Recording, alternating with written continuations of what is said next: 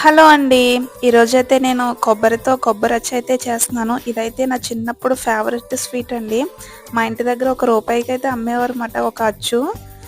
కొబ్బరికాయ కొట్టేశాను. ఏంటి కొబ్బరికాయ కత్తితో కాకుండా సుత్తితో కొడుతున్నాను అనుకోకండి. నా దగ్గర కత్తి లేదు. అందుకే సుత్తితో కొడుతున్నాను. వాటర్ అయితే స్వీట్‌గా ఉన్నాయన్నమాట. అవి తాగేసి ఇంకా కొబ్బరి కూర తీయడం మొదలుపెట్టాను.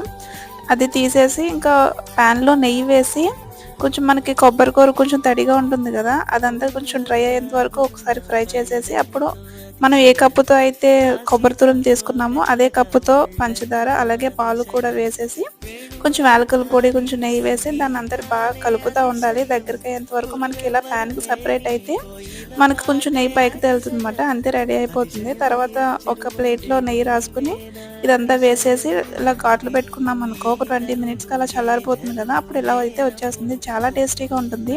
మీకు ఈ వీడియో నచ్చితే లైక్ చేయండి.